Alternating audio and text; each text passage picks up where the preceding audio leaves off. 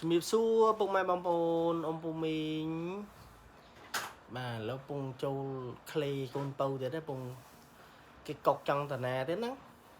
ម៉ាក់លក់មើលម៉ាក់អកមើលម៉ាក់ឥឡូវជំរាបសួរអ៊ំពូមីងមួយយើសួរអ៊ំពូមីងហើយកូនតាណាអូយទៅញ៉ាំអីទៀតហ៎ចាអូ BA ឲ្យតបានចេញវីដេអូអីមួយ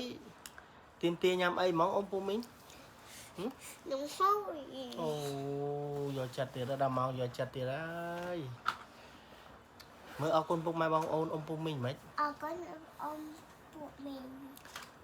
ពុកម៉ែបងប្អូនអ៊ំពូមីងបាទដែលចង់ឲ្យ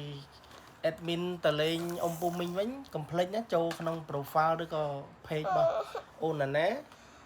បាទ comment ឬក៏បាទចុច like ចុច follow យេមើលលឿនហ្នឹងមក comment ឡប់ប្រាប់អ៊ំពូមីងធ្វើមិនឆ្លេះវាអ៊ំពូមីងប្រាប់ឲ្យអ៊ំពូមីងធ្វើមិនឆ្លេះ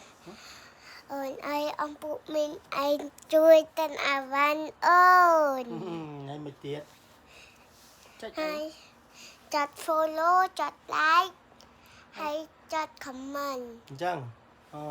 ដើម្បីទទួលបានអីគេដើម្បីទទួលបានឡានជះឲ្យមានទទួលមើលអាធំអូអាងបានសម្រាប់ពុកម៉ែបងប្អូនអ៊ំពូមីងបាទដែលមានតម្រូវការធុងចម្រោះទឹកស្អាតដល់កប៉ាអូចង់តិនអូទទួលហើយណាមានអូចង់តិនឡានណាមានទទួលមើលអញ្ចឹងអូសម្រាប់ពុកម៉ែបងប្អូនអ៊ំពូមីងបាទដែលមានតម្រូវការជាមួយនឹងធុងចម្រោះទឹកស្អាតអង្គរ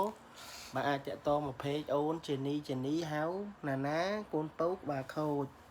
មិនហើយកូនទឹកដាក់ខើតែហើយកូនទៅទេអញ្ចឹងអូខេ